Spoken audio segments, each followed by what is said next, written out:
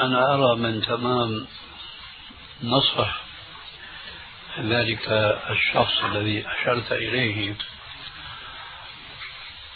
أن يعلم أو على الأقل يذكر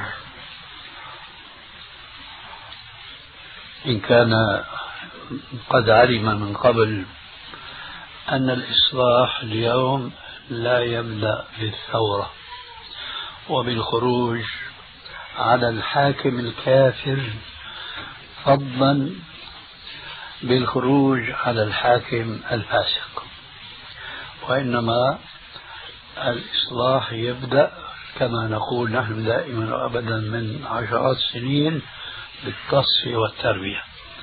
فإن كان الرجل معنا في هذا المنهج فيذكر بهذا ويكفي، وإن كان ليس معنا فينبغي أن نعلم وأن نفهم منه كيف يريد وبمن يريد أن يخرج. يا جماعة، أكثر المسلمين جهلة، وأكثر المسلمين الذين يعلمون بعض الأحكام الشرعية هم يخالفونها، فنساؤهم كاسيات عاريات، معاملاتهم مخالفة لأحكام الشريعة في كثير من نواحيها إلى آخره. ونحن جميعا نعتقد بأن نصر الله لعباده المؤمنين مشروط بكلمة واحدة: إن تنصروا الله ينصركم. ونصر الله إنما يكون أولا بالعلم، ثانيا بالعمل.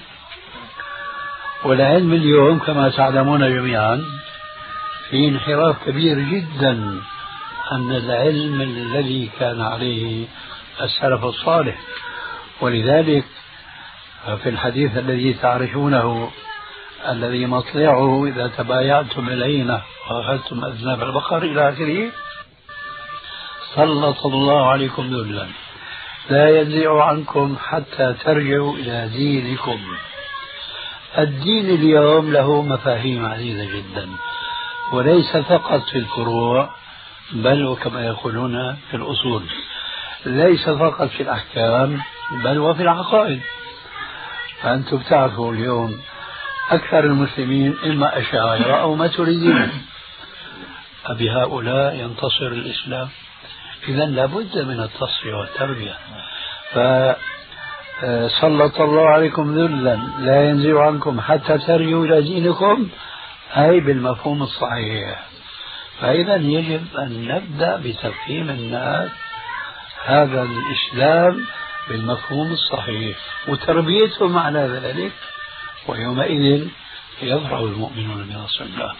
أما غير السبيل ما يمكن أبدا أن يعود إلى المسلمين عزهم ومجدهم.